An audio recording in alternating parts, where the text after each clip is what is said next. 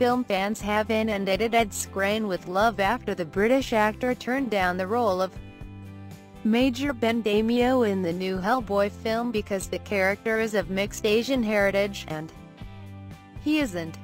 Skrein's decision comes after years of controversy about Hollywood whitewashing. The rising star has been praised for his stance, especially since he's at a crucial point in his career, and won lots of new admirers.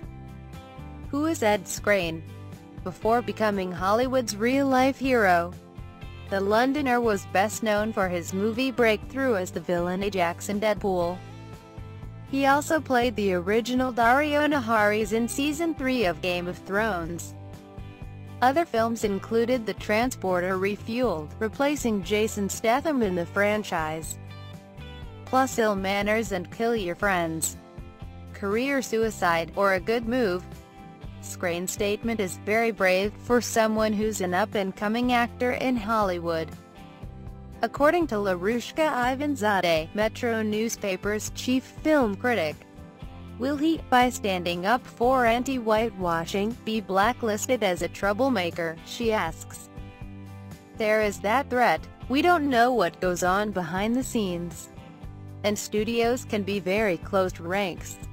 They don't like people making them look bad or causing a fuss.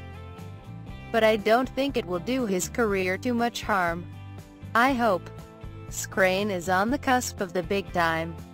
And perhaps the studios will bank on the fact that, rather than being tainted by a whitewashing scandal, he has instantly become just about the most beloved member of an industry that is often seen as mercenary and discriminatory. Cultural consultant Harpreet Kaur says, if he'd gone ahead and taken the role, it might not have looked so good for his future and his career. But I think he's now a role model for other people, and not just in film. A turning point for Hollywood. Skrein is the first actor to have publicly turned down a role because he's the wrong ethnicity. After his example, will other actors be able to play characters from a different ethnic group and hold their heads up ever again? This is a really unusual thing for someone to do, says Larushka Ivanzadeh. It will become a reference point.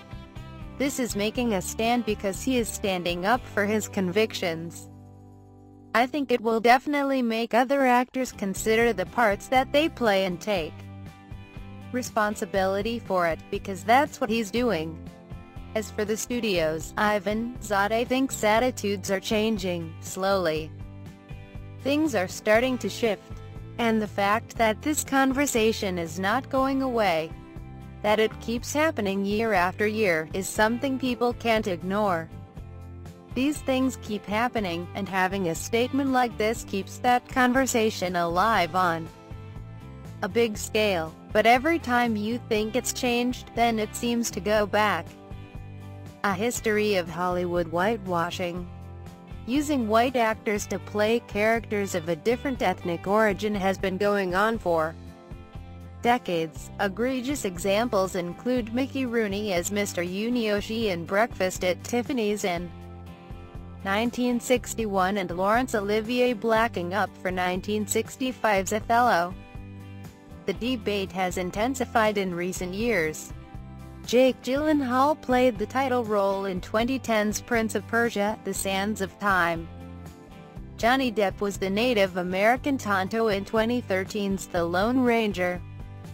In 2016's Gods of Egypt, stars like Gerard Butler played Egyptian deities. Earlier this year, In Uproar met Scarlett Johansson's Ghost in the Shell, a live-action remake of a Japanese manga comic, while Emma Stone played a woman of Hawaiian and Chinese heritage in Aloha in 2015. The argument from studios and financiers has always been that they need a big name to attract enough fans to pay for the tickets, and some ethnic groups don't have many big names. Director Ridley Scott was criticized for 2014's Exodus: Gods and Kings, in which white actors including Christian Bale played biblical characters. on the BBC's film 2014, when it was suggested that he could have used Middle Eastern actors. Atechi Scott replied, "Yeah, but can you tell me who? If they don't exist. To justify the budget, you wouldn't get it made, dude. You wouldn't get it made. You're dreaming." There was a similar outcry when Tom Hardy was rumored to be playing Jafar in Guy Ritchie's new Aladdin, but Ritchie seems to have reconsidered, and that role has actually gone to Dutch-Tunisian actor Marwan Kenzari.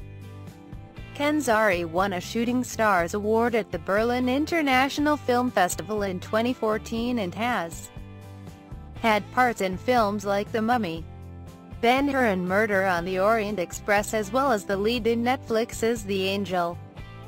So actors with the right experience and the right skin color are out there. Perhaps, if they are given a break, we'll now see a new generation of non-white Hollywood stars coming through. Not just Hollywood, and not just whitewashing. Broadway has recently been through a similar episode, when actor Mandy Patinkin withdrew from the Tony-winning musical Natasha, Pierre and the Great Comet of 1812 after being cast to replace Okiri Ono-Odawan, who is black. Patinkin is a bigger name than Ono-Odawan and was brought in to boost ticket sales, but the move didn't go down well. The show is now closing, and there is a whole other debate about able-bodied actors playing disabled characters, and cisgender actors playing transgender characters. Last year, Jeffrey Tambor, the star of Amazon's TV series Transparent, used his Emmy Awards speech to say, "I would not be unhappy were I the last cisgender male to play a transgender character on television."